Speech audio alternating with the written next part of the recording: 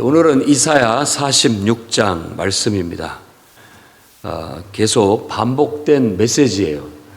제가 볼 때는 계속 똑같은 얘기를 반복해서 하고 있습니다. 결국 하나님은 이스라엘을 설득하고 계시는 거예요. 너희가 내가 지금 이끌고 있고 내가 경영하고 있는 이 계획을 깨달아라. 그리고 그 계획 안에서 너희가 너희의 역할을 해주기를 바라는 그런 간절한 주님의 마음이 담겨져 있습니다. 그런데 이제 우리도 마찬가지겠습니다만은 하나님이 우리를 사용하신다고 할 때 우리는 정말 요셉처럼 막 높여가지고 총리가 되게 하셔가지고 떵떵거리면서 이렇게 주의 일을 하기를 바라지만은 우리도 기억을 해야 됩니다. 형들한테 죽음 당할 뻔했다가 노예로 팔려갔고 노예로 가가지고 서러움 당하면서 일하고 또 무고하게 잘못도 없는데 힘에 권력에 눌려가지고 강간범으로 몰려가지고 억울한 감옥 생활을 하는 그런 일들을 당했을 때 도대체 하나님 뭡니까? 이렇게 왜 이러십니까? 막 이렇게 우리가 원망하고 불평하고 이러는 거예요. 근데 그럴 때 우리들이 태도가 중요한 거예요. 그럴 때 우리가 하나님을 바라보지 못하면 요셉처럼 될 수가 없습니다. 그냥 무너져 버리는 거예요. 사람이라는 건 그냥 무너지는 거예요. 하나님이고 뭐고 그냥 될 대로 되라, 혹은 그게 자포자기 같은 거죠. 무너지는 거예요. 그러면 누가 어디서 대사로 써먹은 것처럼 하나님 그렇게 하시면 저 더 나빠질 거예요. 이런 식으로 엉뚱한 길로 가는 거예요. 더 스스로를 망가뜨리는 거죠. 어떻게 보면 그것도 하나님에 대한 반항이라고 할 수 있는 거죠. 그런 이스라엘 백성을 얼레고 달래고 또 깨우치고 설득해서 너를 형제에게 팔아 넘긴 거, 또 미움을 받고 팔아 넘겨서 종노릇하게 한 거, 종살이 한 거, 감옥에 억울하게 감옥살이 하게 한 거, 다 내 계획이 있어서다. 이렇게 주님이 지금 말하고 계시는 거예요. 근데 그것을 우리 인간들이 말씀 그대로 한다면 깨닫기가 어려워요. 정말 어지간해서 깨닫지 못하는 것 같습니다. 요셉은 깨달았을까요? 결국 그가 결혼해서 총리가 되고 결혼을 해서 아이를 낳았을 때야 비로소 좀 마음이 두그러져요. 그래서 아들을 므낫세, 이제는 다 이제 잊혀졌다. 이렇게 하면서 므낫세라고 했죠. 그리고 또 둘째 아들 품으니까 이제는 하나님 내게 2배로 축복을 주시는구나 하고 2배의 결실, 에브라임이라고 그렇게 이름을 지었죠. 그리고 난 다음에 이제 기근이 오게 되고 그 기근 속에서 하나님이 놀랍게 자신을 통해서 일하시고 역사하시는 걸 경험하면서 하나님이 이렇게 하시려고 나를 통해서 많은 사람을 구원하고 또 우리 가족들을 구원하라고 나를 미리 이곳에 보내셨구나라는 걸 그때서 제대로 이해하고 깨닫고 원망, 불평, 미움보다는 하나님의 뜻을 알고 거기에 부합해서 기쁨으로 자신의 역할을 할 수 있었던 것이죠.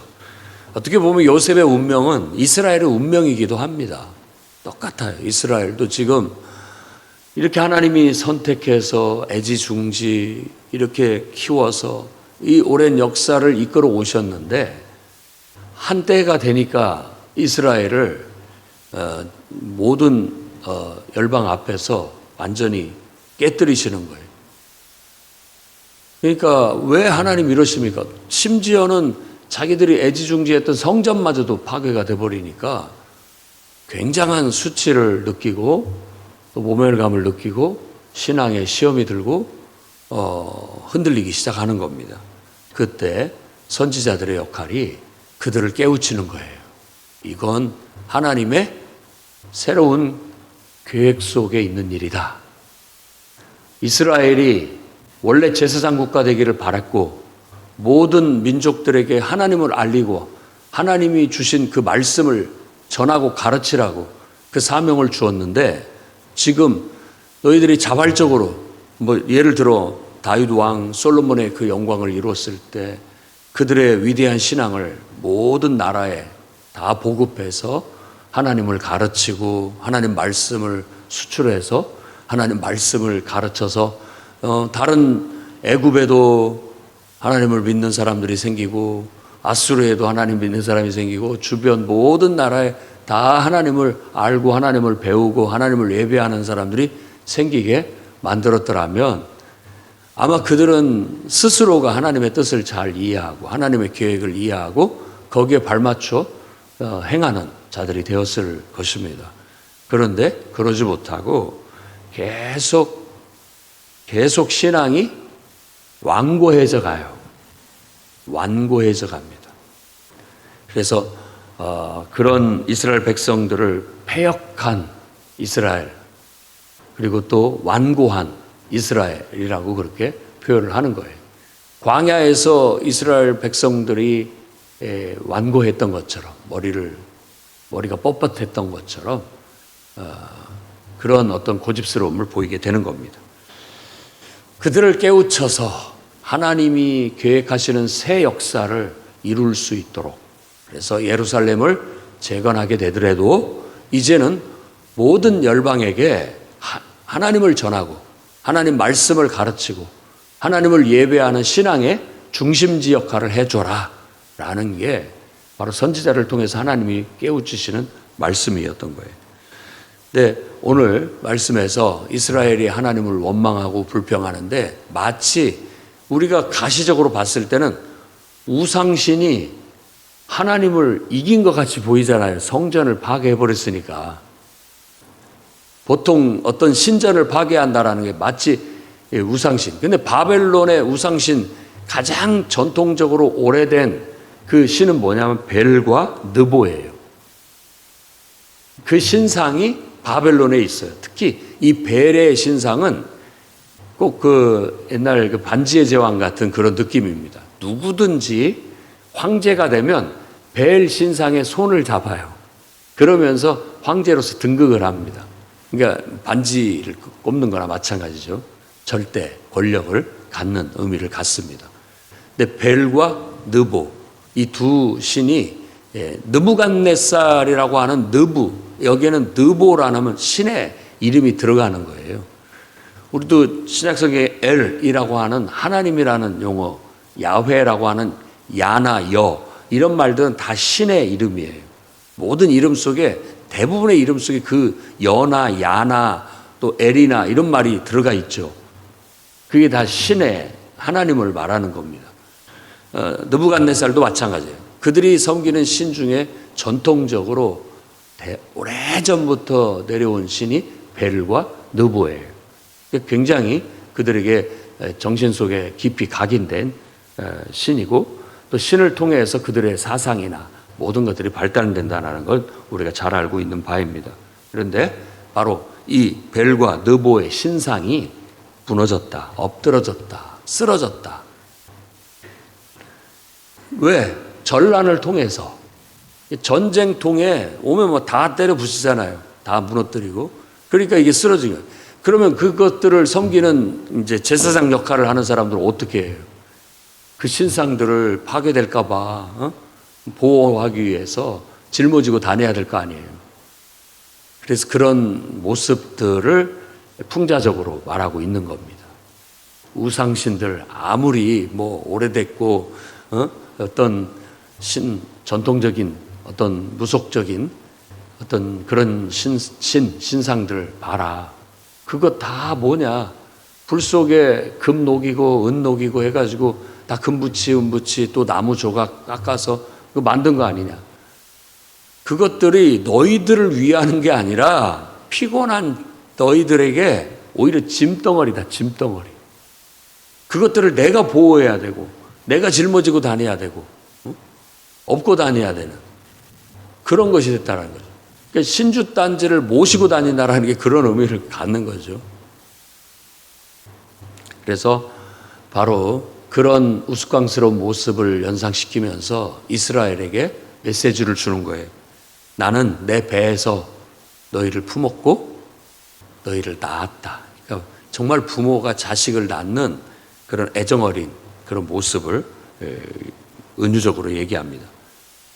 너희가 태어나서 내 품에 안겼고 내가 너희를 내 품에 젖을 먹으면서 키웠다. 그리고 내가 너희를 업어 키웠다. 그리고 너희의 노년과 말년까지 내가 그렇게 너희들 그렇게 정말 돌보겠다. 그러니까 부모와 자녀의 관계는 대표적으로 하나님과 우리의 관계를 은유하고 있습니다. 아마 자녀를 낳아서 길러본 사람들은 이 말이 얼마나 와닿는지 알 것입니다. 하나님은 뭐 우상처럼 무슨 막 보호를 받아야 되고 업고 다녀야 되고 들고 다녀야 되고 싣고 다녀야 되는 그런 분이 아니라는 거예요. 하나님이 오히려 우리를 업고 다니신다.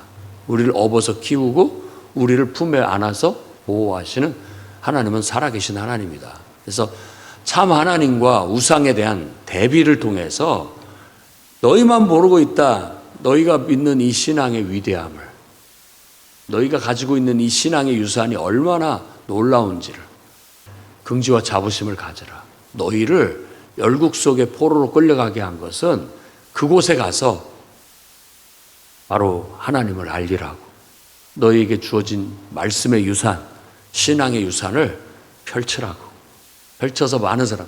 그래서 사실 이 시대에 회당을 중심으로 해서 유대인들이 모였고 이방인들 중에서도 하나님을 믿겠다고 나도 유대인이 돼서 하나님 백성이 되고 싶다고 하는 사람들이 있었고, 그런 사람들을 의식 절차를 거쳐서 하나님 백성으로 받아들인 일들이 있게 된 겁니다. 그때 행했던 의식 중에 하나가 세례예요. 물속에서 그 사람을 정화시켜서 이제 하나님 이스라엘 백성으로 만들어내는 거죠. 그리고 또 할례도 주고 율법을 가르치고 똑같이 유대인처럼 이제 이렇게 삶을 살게끔 했던 거예요. 어떤 그런 의식을 중요시 여기는 것보다도 이제 성경 전체적인 의미를 봤을 때는 모든 사람이 창조주 하나님을 알고 우상에서 벗어나고 우상의 헛됨과 아무것도 아닌 걸 깨닫고 거기서 야, 이거 우상 이렇게 믿은 것은 이건 정말 미신에 불과하구나. 정말로 온 세상을 창조하신 하나님, 그리고 역사 속에서 실질적으로 그 사람들 속에서 임재하시어서 기적과 능력과 또 말씀의 유산과 여러 가지 신앙 경험의 유산을 주신 그런 신이 진짜 신이지, 그게 진짜 신앙이지 라는 걸 많은 사람들이 깨닫고 하나님께 돌아오게 될 거라는 거예요. 그러니까 우리가 믿는 신앙이 결코 허접한 게 아닙니다. 우리는 내가 하나님을 안 믿어버리면 하나님이 망할 것 같이, 나라도 믿어줘야지, 나라도 이 교회를 지켜야 교회가 유지되지 라는 마음을 갖지만 사실은 하나님이 우리를 지키시는 겁니다. 하나님이 우리를 지키시고 하나님이 우리를 보호하시고 인도하시는 거예요. 그러니까 우상은 갈수록 화려하게 꾸며요. 그리고 아주 특별하게 꾸밉니다. 왜냐하면 그래야만 되니까, 뭔가가 없어 보이면 안 되니까 자꾸만 더 막 무섭게 만들고 더 막 기이하게 만들고 화려하게 만들어서 그 모습 보고 압도당하게 만들어요. 무당도 마찬가지입니다. 점집도 가보면은 막 화려하고 무섭게 만들어놔요. 그래야 이게 정신적으로 지배할 수가 있어요. 그게 가면 압도당해요. 그럼 그 끌려가는 거예요. 그대로. 근데 교회는 뭐 그렇게 해놓습니까? 아주 친숙하게 해놓죠. 여러분들이 쉽게 다가올 수 있도록 카페도 만들어 놓고, 또 평상시 우리가 늘 현대 문화에 맞게끔 접할 수 있는 편리하고 좋은 것들로 잘 갖춰 놓죠. 그것은 누구든지 하나님 앞에 나오라는 것이고, 하나님은 그런 것 속에 있지 않다라는 거예요. 하나님은 만물을 창조하신 분이에요. 그리고 하나님은 영으로 임재하셔서 우리와 소통하시는 분이에요. 그리고 보이지 않는 가운데 우리의 삶의 이면 속에서 역사하시는 분이, 뜻을 가지고 계획을 가지고 우리에게 말씀을 주시고 나아가는 거예요. 자, 우상 신상을 금으로 은으로 만들어 나무로 만들어 깎아서 세우던 그런 이방 열국, 아무리 뭐 국방력이 튼튼해서 온 세상을 지배하는 그런 제국이라 할지라도 신앙에 있어서는 미개한 거예요. 그런데 일찍이부터 하나님의 임재 속에 창조주 하나님과의 만남을 갖고, 또 유독이 유대인들이 더 하나님을 마치 어떤 신주단지 모시듯이 하고 있던 걸 뭐냐면 말씀이에요. 말씀. 이게 객관적으로 본다면 책, 기록물 굉장히 중요시 여기는 거예요. 하나님 다루듯이 하니까 그 글을 기록할 때도 아주 제가 보니까 이 철자 하나를 쓸 때도 이 펜으로 한 철자를 쓰려면 3번을 덧칠을 해요. 한 번 쓰고 2번, 3번 해야 마킹을 해야 한 글자가 써지더라고요. 그것이 글자로 써지는 건 그 다음 얘기고, 하나님의 말씀을 이 머릿속에, 이 가슴 속에 담아놨어요. 그래서 글자로 기록되기 전에는 이렇게 구전이 돼서 머릿속에, 가슴 속에 담아서 계속 이어져 온 거예요. 그래서 하나님은 영이라고 합니다. 특별하죠. 참신 개념을 하나님께서는 유대인들이라는 민족의 그릇 속에 우리 담아놓은 거예요. 그래서 그것이 모든 우상을 섬기는 모든 나라에 참신에 대한 개념이, 가르침이 들어가서 사람들을 깨우치도록 하는 게 유대인의 사명이었던 거예요. 그런데 우리가 유대인들이 그걸 감당을 하지 않으려고 하는 형국으로 가고 있으니까, 때가 되니까 하나님이 탁 깨버려가지고 흩어버린 거예요.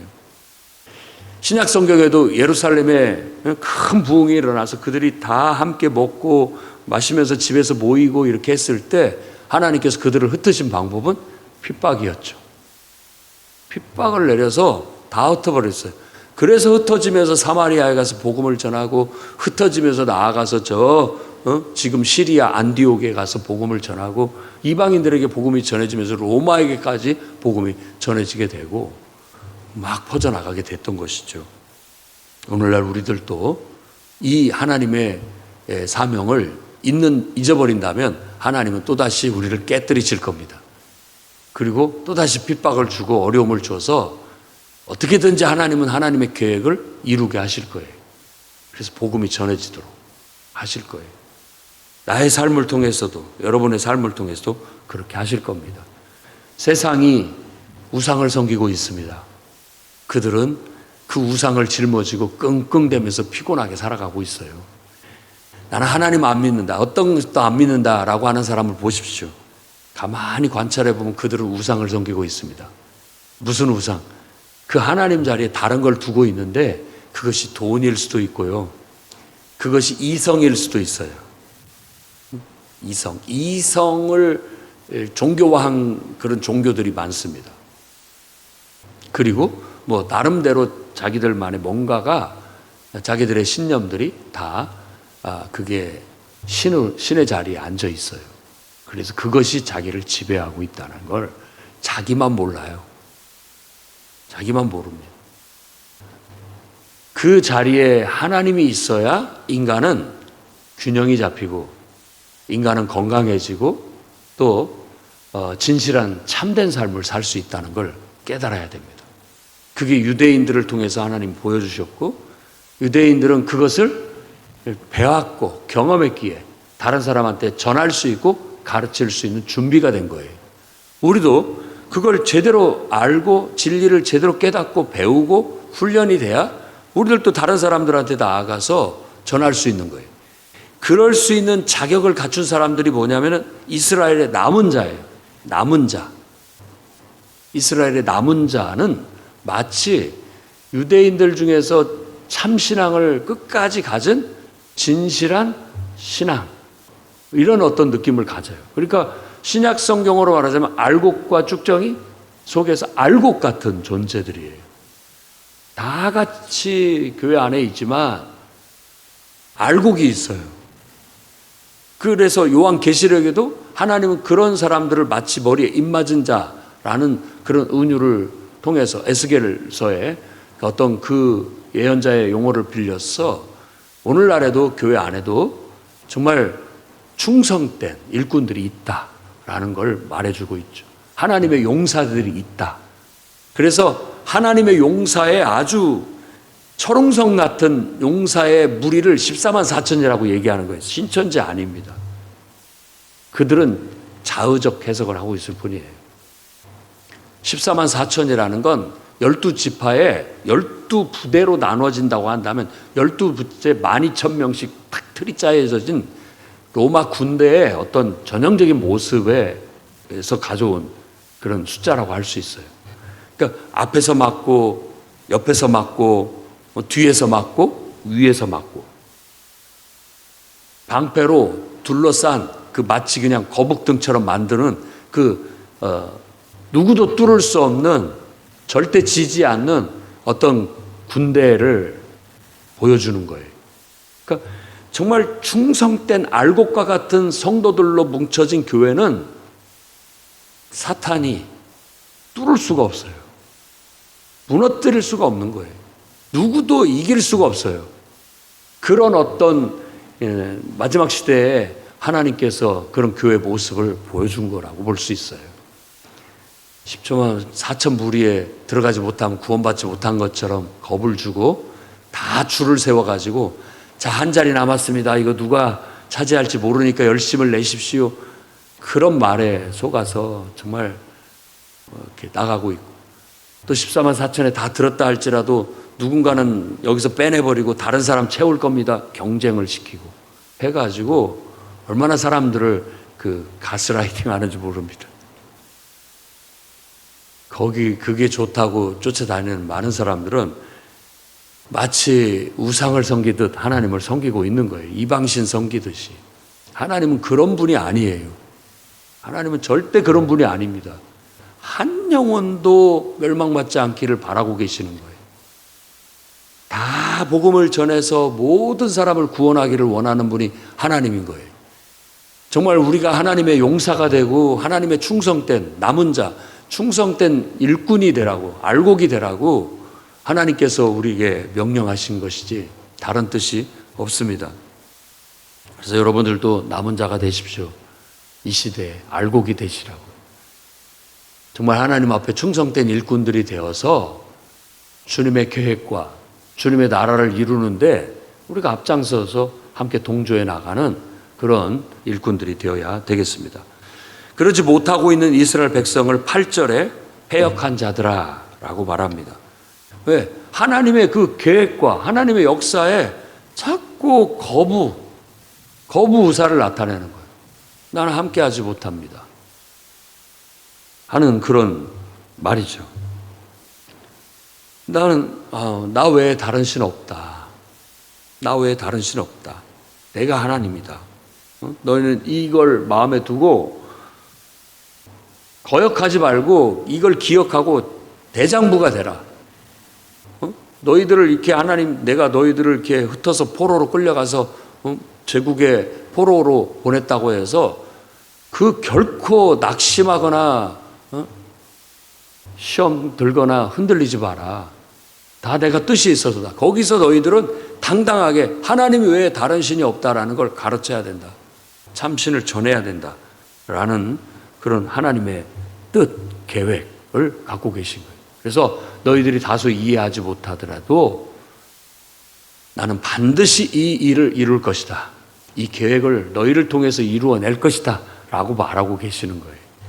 그리고 아수르를 들어 쓰신다든지 바벨론의 느부갓네살을 들어 쓰신다든지 또 페르시아의 고레스 황제를 들어 쓰신다든지 아니 왜 우리를 통해서 역사하시지 않고 그런 하나님을 믿지도 않는 세상의 지도자들을 통해서 하나님이 일하십니까? 하나님은 이제 이스라엘만의 하나님이 아니라는 걸 보여줍니다. 그래서 이스라엘의 하나님이라는 말과 함께 온 세상을 창조하신 창조주를 강조해요. 온 세상을 창조하신 하나님은 저 바벨론도 아수르도 페르시아도 그들의 황제들도 다 창조하신 분이다 라는 거예요. 그리고 오히려 제국 속에 이 신앙의 위대함을 전하고 가르쳐서 그들이 이것에 반해서 이렇게 훌륭한 말씀이 있단 말인가? 이렇게 위대한 신앙이 어디 있단 말인가? 나도 하나님을 믿어야 되겠다라고 그런 황제들도 그 가치를 인정하고 하나님을 존대할 수 있도록 만드는 것이 유대인의 사명이었던 거예요. 그러니까 장부가 되라, 대장부가 되라, 당당해라. 우리가 믿고 있는 이 말씀, 이 가르치는 이 말씀은 위대한 것이에요. 그래서 어떤 철학자도 어떤 왕과 황제들이라 할지라도 이 말을 들으면 그것에 감탄하게 될 것이고 그것에 감복해서 다 하나님 앞에 무릎을 꿇고 주님을 경배하게 될 것이다 라는 믿음과 확신을 가지고 우리는 오늘날도 똑같이 유대인의 사명, 오늘날도 똑같이 바로 우리 교회가 가지고 있는 성도들의 사명이 이 복음을 전하는 것입니다. 하나님은 우리를 통해서 반드시 이 일을 이루실 겁니다. 우리가 하지 않는다면 다른 사람을 통해서, 누구도 하지 않는다면 하나님은 믿지 않는 자들을 통해서도 역사하신다는 거예요. 그게 하나님이 하시는 일이에요. 돌들을 들어서라도 하나님은 하게 하실 거라는 거예요. 하나님이 우리가 뭐 안 한다고 해서 뭐 망하고 하나님이 뭐 섭섭하게 생각해서 아무것도 못하고 계시고 그러지 않습니다. 하나님은 반드시 누군가를 일으켜서 사용하실 것이고 일하실 거예요. 내가 결국은 소외될 뿐인 것이죠. 그 다음에 12절 말씀에 마음이 완악하여 공의에서 멀리 떠난 너희여 라고 말합니다. 완악이라는 말은 고집스럽다라는 뜻이에요. 마음을 딱 닫아버리고 고집스럽게 하고 굳게 하는 거예요. 근데 이 말씀 속에서 우리가 이걸 묵상하면서 좀 이걸 깨달아야 됩니다. 그들이 완악한 이유가 뭐냐라고 했을 때 그들이 누구보다도 하나님 말씀을 잘한다고 하는 거, 또 교리에 완전히 정통했다고 하는 사람들, 이런 사람들이 자기가 배우고 알고 있는 지식, 자기가 배우고 알고 있는 교리에 갇혀가지고 결국은 하나님의 계획을 받아들이지를 못하는 거예요. 새로운 계획을. 그게 예수님이 이 땅에 오셨을 때 대제사장과 바리새인들이 가졌던 똑같은 마음이었던 거예요.